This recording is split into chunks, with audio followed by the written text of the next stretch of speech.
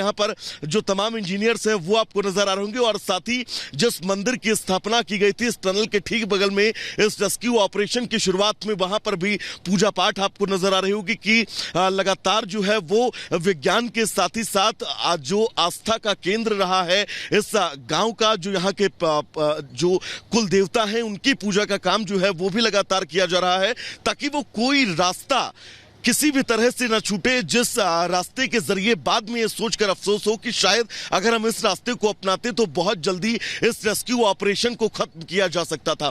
अगर संतोष आप एक बार ऊपर तस्वीर दिखा पाए तो वहां पर भी जिस रास्ते को सृष्टि ने आपको दिखाया था, जिस रास्ते के जरिए ऊपर जो वर्टिकल ड्रिलिंग है उसके काम को लेकर भी तैयारियां तेज की जा रही हैं, लेकिन सबसे पहला विकल्प और सबसे मजबूत विकल्प की अगर बात करें तो यही है ऑगर मशीन के जरिए 800 mm की उस पाइप को उन मजदूरों तक पहुंचाना, उस क्रिटिकल रास्ते को पार करना जिस रास्ते की तकरीबन जो ड्यूरेशन है वो बताई गई है 30 से 40 मीटर का वो क्रिटिकल रास्ता। अगर उस क्रिटिकल रास्ते को पार करके ये जो ऑगर मशीन है सकुशल 800 mm के उस पाइप को उन मजदूरों तक पहुंचा देती है तो ये तय है कि बहुत जल्द वो खुशखबरी जिसका इंतजार पूरा देश कर रहा है वो देखने को मिलेगा। संतोष एक बार पैन करके इस पूरे इलाके की तस्वीर हमारे दर्शकों तक पहुंचाइए।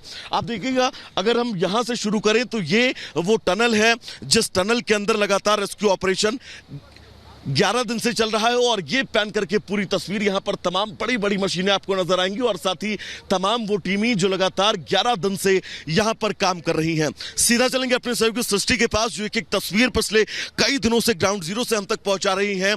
सृष्टि, उम्मीदें बहुत हैं और शायद अगर वो क्रिटिकल रास्ता अगर मशीन ने पार कर लिया तो बहुत जल्द पूरे देश के सामने खुशखबरी। सृष्टि।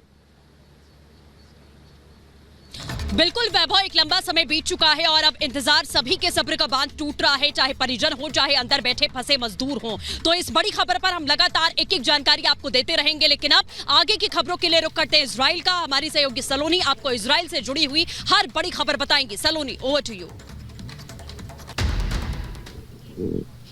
बिल्कुल सृष्टि, जैसे वहां जो अंदर लोग फंसे उनका इंतजार हो रहा है, वैसे यहाँ इजराइल में बंधकों का इंतजार हो रहा है। और इससे जुड़ी बड़ी खबर दर्शकों को बता दें, बंधक डील तय हो गई है। नेतन्याहू ने ये कहा है कि 4 दिन का जो सीज फायर है उसको लेकर मंजूरी दे दी जा रही है, यानी 50 बंधकों की रिहाई का रास्ता साफ होता नजर आ रहा है। इसी के साथ इस वक्त ये बड़ी खबर आपको बताएं, 4 दिन के अंदर 50 इजरायली नागरिकों को छोड़ा जाएगा। इसको लेकर सहमति बनी है। हर दिन 10 नागरिकों को लगभग छोड़ा जाएगा और ऐसा लग रहा है कि ये सीज फायर थोड़ा और लंबा चल सकता है।